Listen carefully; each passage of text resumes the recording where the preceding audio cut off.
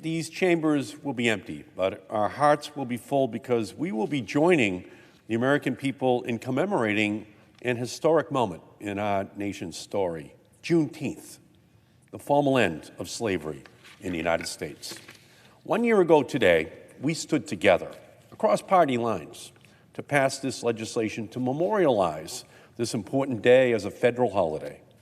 Though we celebrate this anniversary today, on Monday, communities across our nation have been marking Juneteenth for more than 150 years. The celebration of Juneteenth dates back to June 19, 1865, when Union soldiers, led by Major General Gordon Granger, traveled to Galveston, Texas, with the announcement that the Civil War had ended and that the enslaved were now free. This was 2.5 years after the date of President Lincoln's Emancipation Proclamation. Either the news of Lincoln's order had not yet reached many, including those in Texas, or local officials refused to enforce the Emancipation Proclamation. Decades later, I introduced, along with my partners in service, Senators Cory Booker and Tina Smith, and Representative Sheila Jackson Lee, the Juneteenth National Independence Day Act to honor the day that these Americans took their first steps into freedom and finally made Juneteenth a federal holiday. On June 17th, 2021, I was honored to stand with Vice President Kamala Harris, Senator Smith, Representative Jackson Lee, Senator Cornyn, Senator Warnock, and Ms. Opal Lee, while President Biden signed the National Juneteenth Independence Day Act into law. And why do I mention Ms. Opal Lee? Well, because she's the grandmother of the Juneteenth movement, who fought for years to make Juneteenth a federal holiday. From Fort Worth, Texas, an activist and educator who walked 2.5 miles every day fighting for the United States to finally have Juneteenth, a federal holiday. And at the age of 94, she saw that become a reality in the White House. And in doing so, Juneteenth finally took its rightful place amongst other federal holidays so that all Americans in all states can celebrate Juneteenth just like they celebrate Memorial Day. The same way they celebrate Martin Luther King Day, they now celebrate Juneteenth. Juneteenth is a holiday that requires us to remember, reflect, and recommit to the principles that undergird our nation, liberty and justice for all, but that we have never fully embodied. We continue to strive to live up to these principles today. Systemic discrimination and mistreatment of Black and brown Americans still permeates our society, from our criminal justice system to our schools, to our healthcare systems. That's why it's so important that we can learn from our past and honor the heroes in our history who have bent the moral arc of our nation towards justice.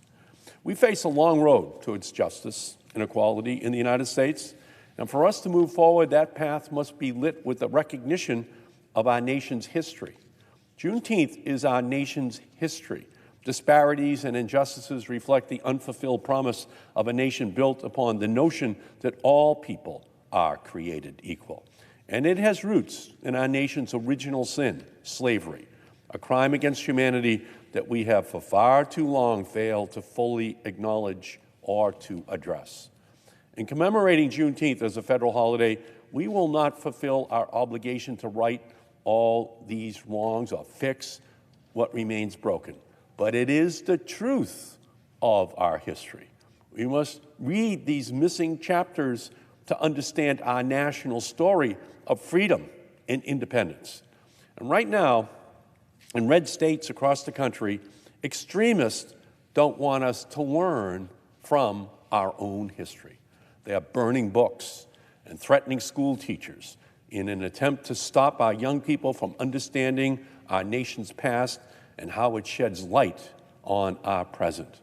These extremists are afraid that learning about our nation's history, including many dark chapters, as well as the many triumphs, is a threat. And instead of empowering our children to learn from their example, they wish to silence the stories of the brave women and men who have fought for racial equality. And those who continue to fight today follow in that tradition.